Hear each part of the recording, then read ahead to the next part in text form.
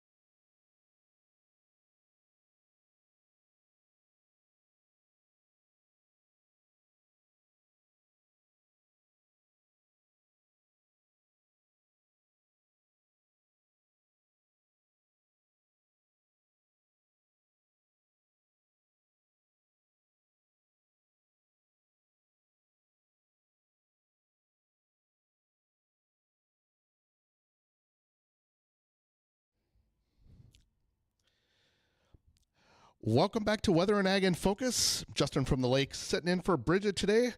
She's out on assignment. So is Dean, for that matter. And as per usual, we are going to talk here with Gregg Hanson. He's with Hanson Agri Commodities, and find out what's going on with the markets. How you doing there, Gregg? I think I talked to you a couple weeks back when I was co-hosting with Bridgette. Yeah. So you're the one-man show today. That's right.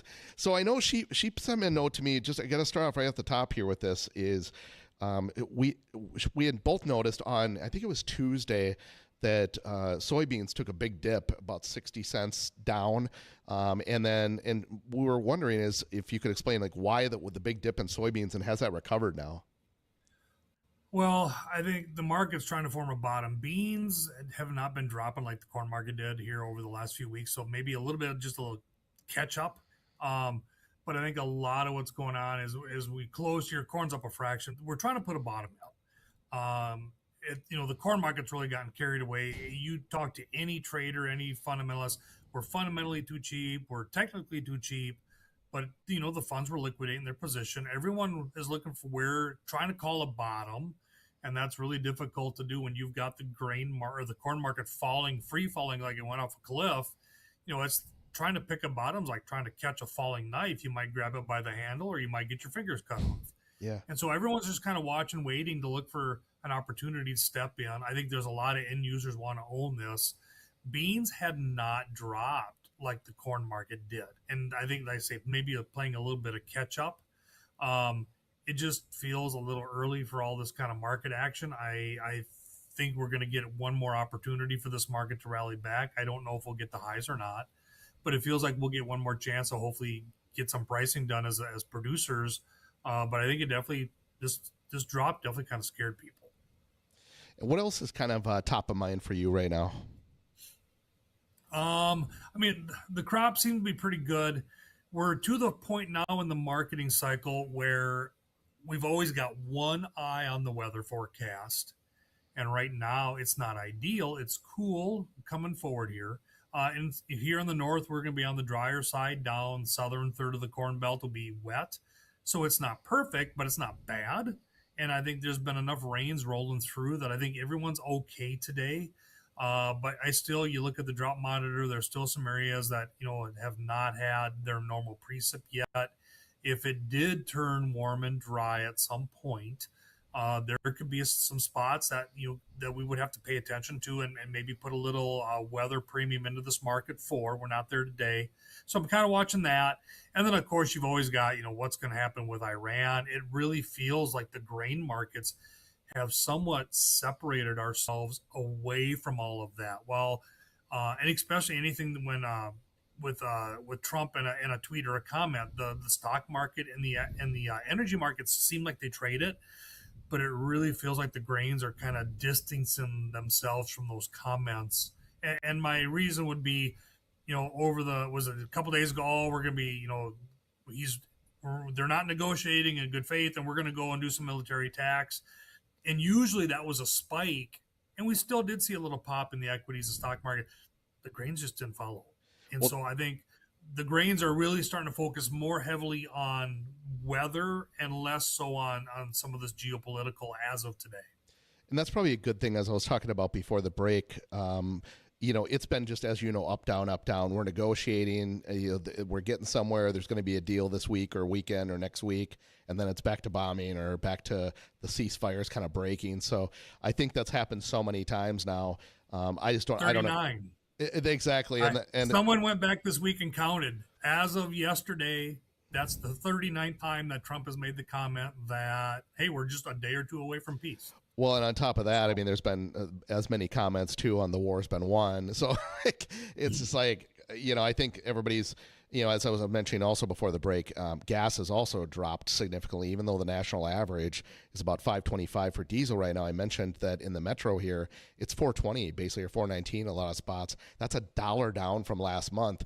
And so when I say that, I mention it because of we're talking about the agri markets today, but the oil market, it's still been about the same price, right? It's hovering in the 90s, give or take, any day of the week right now. But I just don't think they're paying attention as much to the up down, right? They're just saying, okay, it's going to be 90 from, let's just price it accordingly.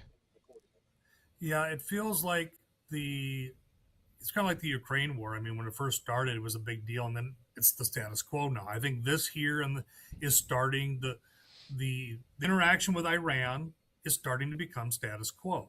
And so it's old news until it's not. So the grain market's more so, like say, it seemed like we're ignoring it more so than the energies. There still are a lot of people stating that, yeah, there's a little bit of crude getting out of that Gulf, out of the Persian Gulf there, but it's not enough. And that there are countries that have been chewing through their strategic reserves to try to cushion the blow. There are still some people thinking that at some point, if things don't change, could you see countries starting to run out, and then we start to feel the true pain of this the whole thing, where maybe there could be a spike coming. We've heard that chatter for a couple weeks, hasn't happened yet. Maybe at some point it does. Diesel price, it just I've seen 60-cent spreads between towns. Just it depends on what was the price of that last truckload you got. It does feel like short term we're pulling back, but who knows if we've seen the high or not. It just depends on what happens over there, over in the Persian Gulf. Yeah, and it's funny you mentioned what the future, because I also mentioned too, most economists will tell you is if the war ended today, if we actually truly got a deal, let's say the strait opened and everything got back to normal, we have about 9 to 12 months of pain. Now that pain may differ depending on what the market is. Oil, I think, will drop fairly significantly quickly. But the problem, I think, with crops and yields and so forth around the world is there's a lot of people, especially in other parts of the world, just didn't plant. I mean, they fully expect there's going to be famines in some countries, not ours necessarily, but that's going to be a big effect. So I can imagine that's going to really hurt the markets coming up here. Well, like I said, there's a lot of things being juggled right now. I mean, as far as oil supplies, as far as this El Nino, this super El Nino, what someone the other day called it a gorilla or a Godzilla El Nino. I mean, we know it's going to be really strong. Usually we are somewhat insulated here in North America from it. We usually tend to have pretty decent crops, but there are areas that don't. One of those is the Southeast Asia, like Malaysia and that area where we talk about palm oil. They tend to have an issue with palm oil production in these kind of weather scenarios. Australia tends to have an issue with wheat production.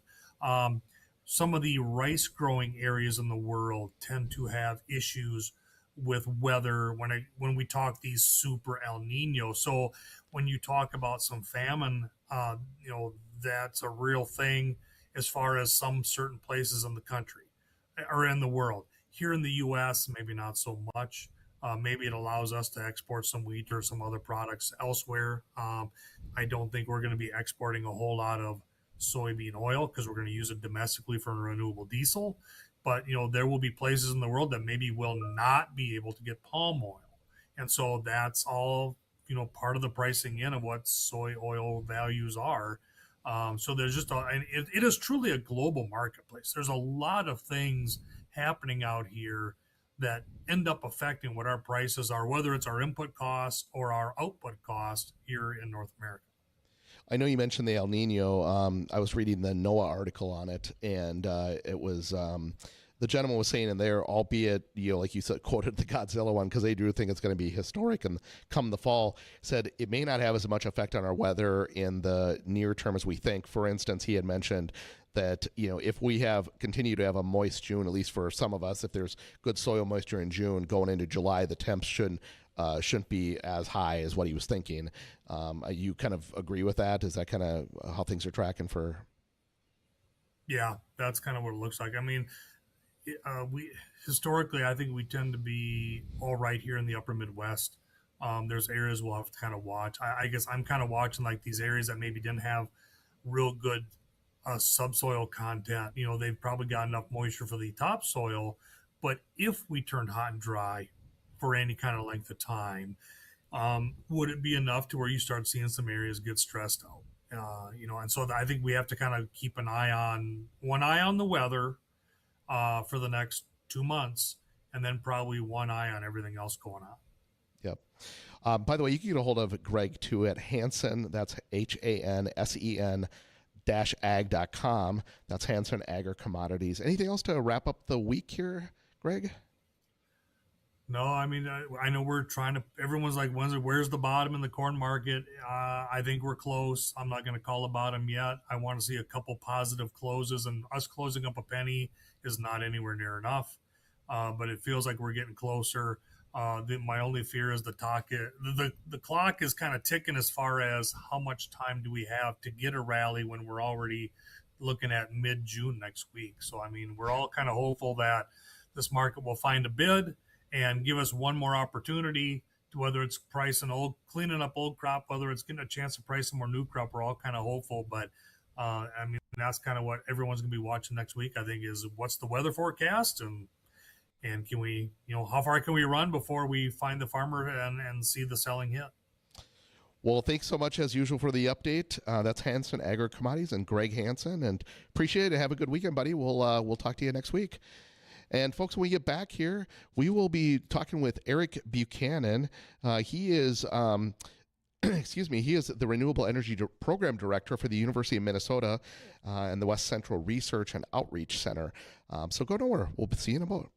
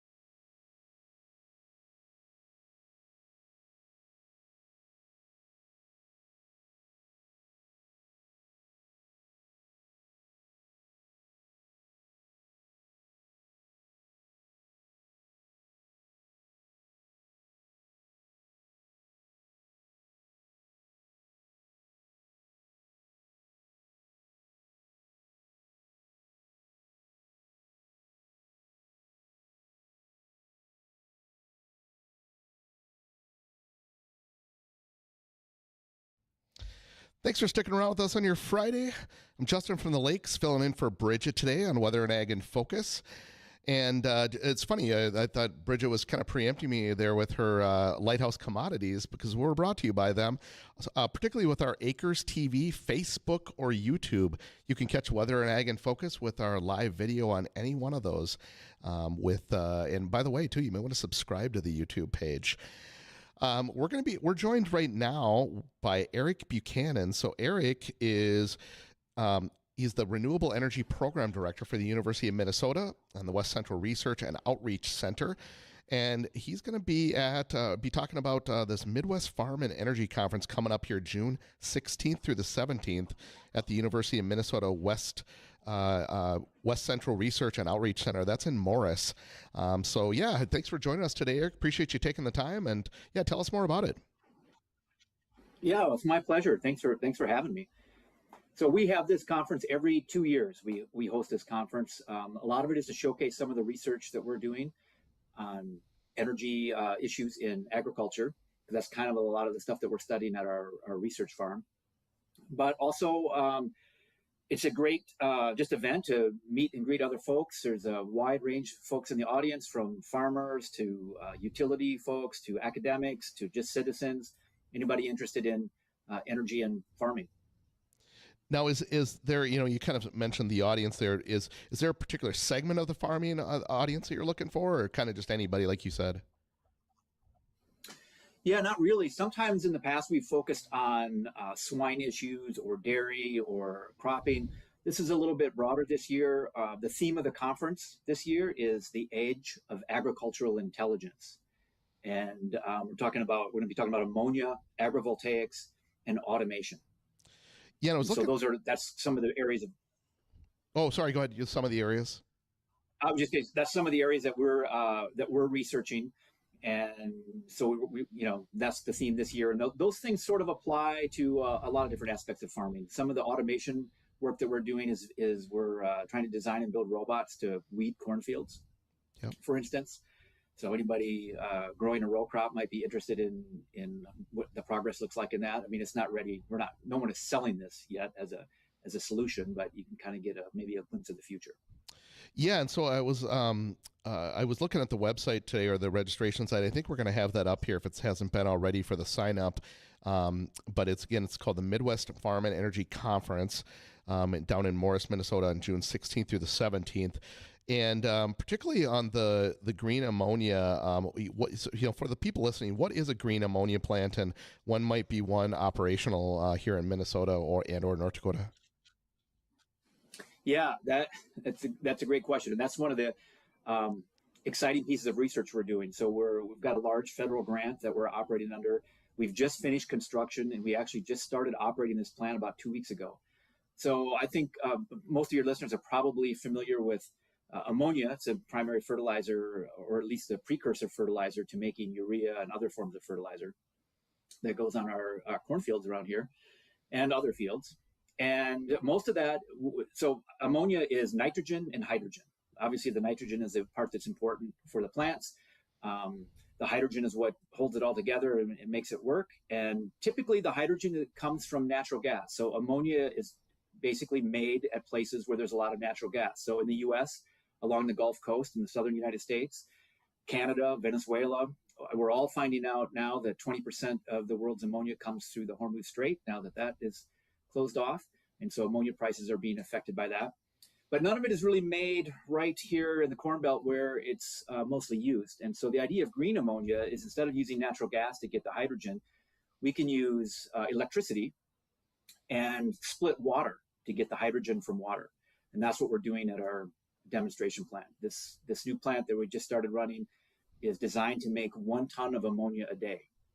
And that's a large amount for a small plant, but it's a tiny amount when you think about ammonia production worldwide. There's only between 200 and 250 plants in the whole world that make all of the ammonia for all of the farmers.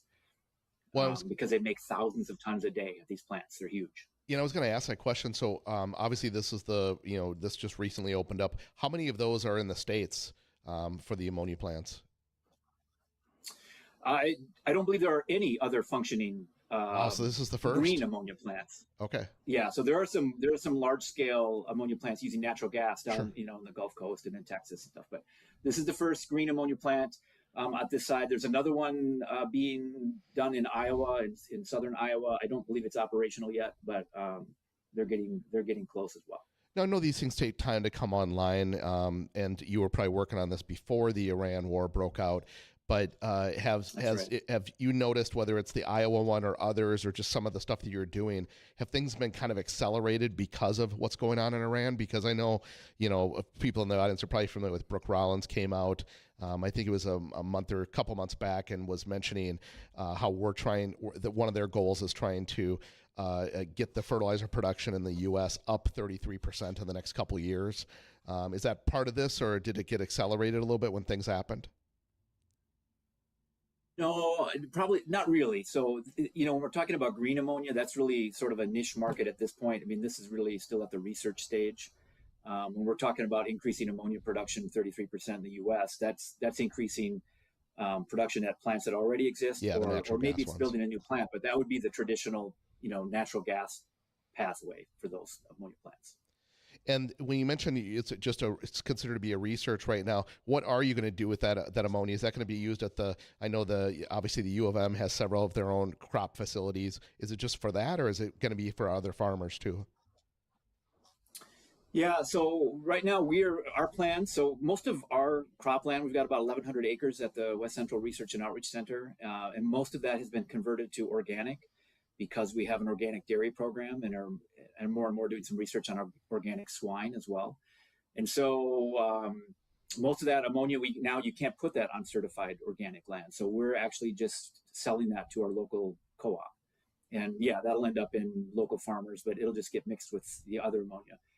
One thing we have seen, we've seen some interest from some large corporations like PepsiCo, who are trying to reduce their what are called Scope 3 carbon emissions. And so they've gotten rid of all the carbon emissions in their own plants that they can. All of the rest of it is really out on the farms. And so there's kind of a movement to have these environmental attribute credits. So if someone is making green ammonia somewhere, and that credit could be sold someplace else, like to PepsiCo, and they would be able to advertise and claim the environmental benefits of the green ammonia, even if the actual tanks of ammonia don't make it to some farm that's growing crops for them. Oh, excellent. So it's kind of complicated. I hope that makes sense. Yeah, no, it did. It kind of shifted gears here. So, that's one part of it is the ammonia on this conference, but the other part was the agrivoltaics. And so I know kind of, that's kind of some of the focus. What are you seeing right now for innovation and adoption for solar right now? And I thought it was particularly interesting on your the webpage for the sign up was you're talking about cattle being underneath these solar panels as a grazing area. And I thought that was very fascinating. I've never seen that anywhere, but that completely makes sense because if you're going to have a large solar farm, that's going to take up a lot of land. You might as well use it. So put them up a little higher and, exactly. Yeah. So tell us a little bit about what you're seeing for innovation. Yeah, that's exactly right. And so agrivoltaics is kind of a newish term. So if you haven't heard of it, it just means putting solar panels and farming in the same place. So we see a lot of resistance in rural areas to big solar farms because folks don't want to see farmland converted to something that's not farming, like a solar farm. And so we're doing some research trying to do both. Now, you maybe have heard of pollinator habitat. There's folks planting wildflowers and native plants under and around solar panels. There's also several larger arrays that are doing sheep grazing. So anytime you put in a large solar array, you have to manage the ground underneath it. So you have to manage the vegetation. And so you either pay somebody to mow it or you pay someone and they bring their sheep and graze it. I think as you noted, I think we're the only ones I'm aware of that have actually installed solar panels high enough for cows to be under it. And we've done that since I think 2018 was our first array. And we actually did a study. A master's student was watching the cows, and we had sensors in the cows to monitor body temperature and respiration rates. And we actually showed they statistically had a lower body temperature on hot summer days if they had access to the shade than if they didn't. And while that might not be super surprising that cows like shade the same way we do on a hot summer day, it's important to have the actual data to back that up, that there is a benefit. You're actually reducing heat stress in the animal by having that. And so now with our partner University of Minnesota Morris, also here in Morris, on one of our pastures, we have a 0.5 megawatt solar array that's raised up, and then that electricity is going to feed the underground or the undergraduate campus here in Morris. So one question I had, because you got into it's interesting that you went as far as to monitor the cow temperatures and the sensors and everything on, how it differed under versus without. I was always wondering, because I've never went out in a field and went underneath solar panels, but do they radiate a lot of heat from the bottom? And was that a factor in considering that? So no, they do warm up, and they do generate heat, and they prefer a cooler temperature. So a solar panel is more efficient in the winter than it is in the summer. It doesn't make as much electricity because you need sunlight to make the electricity. That's right. But this is a very small amount. So especially a panel that's 6 to 7 feet off the ground, like ours are for dairy cows, you would notice no heat difference underneath it. Now, if you had something really close to the ground and you crawled under there, you might notice that it's warmer. But I don't think it would actually be. I don't think the additional heat from that solar panel would actually be more than the cooling you get from the shade. Well, that's what I was getting at. Even in that case, I don't think you would feel it. Yeah, that's what I was getting at. If you have all the sensors in the cows, it would have picked up on that, right? So it just does something. Exactly. I was just kind of a layman. I was thinking, well, I wonder how much extra heat's under there. But yeah, I think it's such a great area because they're always looking for shade for the animals. It might be rain, might be snow, might be heat, some sort of shade area. Right. And, now you're not having to necessarily build a barn for that, right? You could have them out there, especially if you have a large array. It's funny though you say about they're less efficient in the winter, albeit they're because of the lack of sun. But the solar raw takes over the years has gotten a lot better. So I believe they do pick up a lot better than they would, let's say, 20 years ago. The light versus sunlight as opposed. Does that make sense? Yeah, that's right. And actually, also the panels that are being used today are called bifacial, meaning they have solar cells on both sides of the panel. So especially if they're raised up higher, because you have cows under them, they're going to pick up sunlight reflected off of snow in the winter on the backside. Oh, yeah. Or in the summer as well, but there's going to be more reflecting off the snow than there would be off of grass. We're talking here with Eric Buchanan, and he is the Renewable Director at the University of Minnesota, and we're talking specifically about the Midwest Farm and Energy Conference, and we put the link up on the screen a couple times for the registration. It's June 16th and 17th, and it's going to be at the University of Minnesota West Central Research and Outreach Center down in Morris.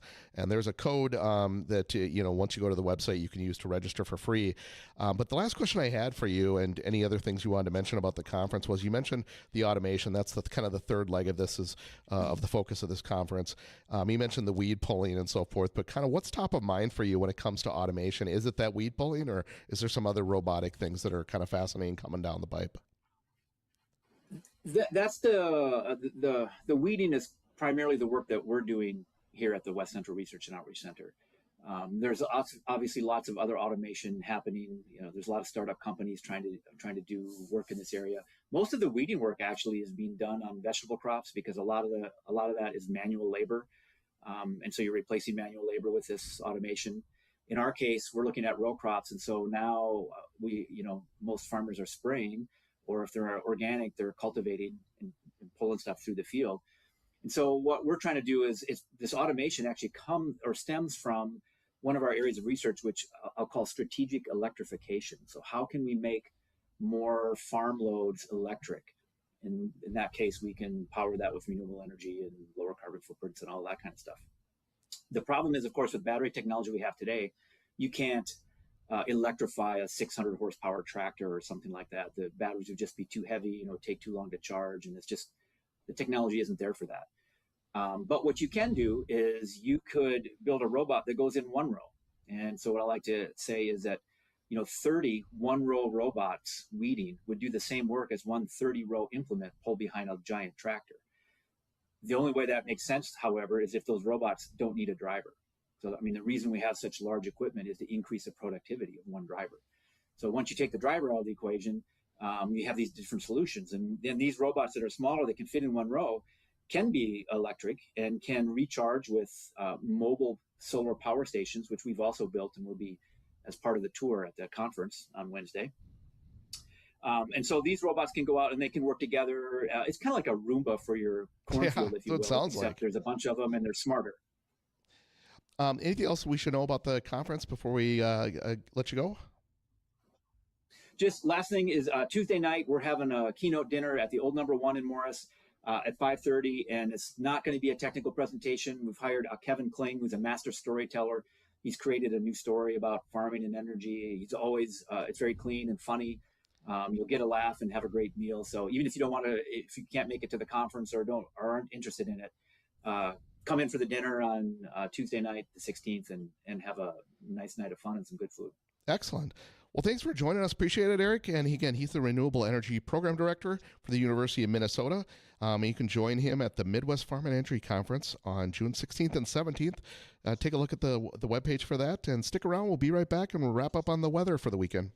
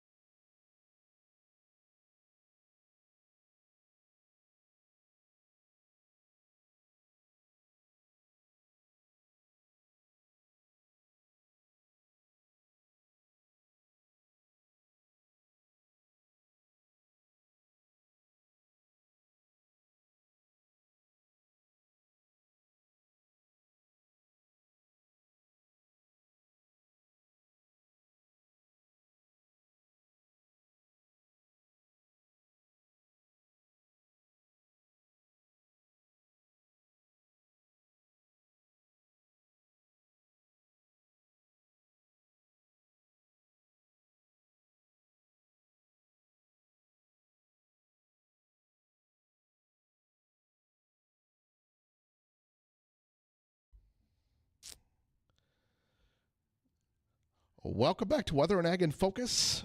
I'm Justin from the Lakes, filling in for Bridgette and Dean. They're both out today. I believe that Bridgette will be back on Monday. And then on that note, too, our Flag Day here is on Monday. So we're going to that's going to be for the whole station. It's going to be out in the parking lot. It's going to be from 11 to 1 in the parking lot. All veterans, law enforcement, and first responders, they'll eat for free because there'll be some food trucks there. So things like some Top Hot Dogs with famous bomb dogs, Penny's Eatery with burgers and gyros, and Breadsmith, the new Breadsmith ice cream truck will be there, as well as Detroit Deli. So again, all veterans, law enforcement, first responders eat free. And then we're going to have the Fargo Memorial Honor Guard raising the flag at 11. And then we're going to have a national anthem that's going to be sung by Caitlin Benson. She graduated actually from Fargo High School, and she's sung at the Red River Valley Speedway, World of Outlaws, among others. And then there'll be also some giveaways. So prizes will be given away every 15 minutes. So the first 100 veterans, by the way, and military and law enforcement get a gift card from Star Fireworks. And also, the first 100 will get a free amusement pass from Thunder Road. So this is all made possible by Fargo Memorial Honor Guard, obviously Star Fireworks, U.S. Flagpole Guy, Precision Concrete Cutter and Ramjack North, Jet Black Industries, West Funeral Home, Corwin Subaru, Town & Country Oil Propane, Homemakers Villa, Went Custom Cabinets, Welts Tire Service, and Thunder Road, of course, and the Chamber for the military affairs. So, weather-wise, we're going to be looking pretty good over the weekend. It's going to be a little breezy, but it's going to be cooler, too. Should be sunny, though. Again, the pick of the day is going to be Sunday. Be a little bit warmer that day, closer to 70. Again, just windy. Going in next week, we're going to have some moisture. And then one other thing to mention, too, is I mentioned Bridgette being back on Monday. I will be back in the seat on Tuesday, and we're going to be talking New World screwworm. We have someone from a veterinarian, I believe Nebraska, and then also we're going to be talking some ticks. So stick around for that, and again, it's going to be Best of Jay Thomas here coming up.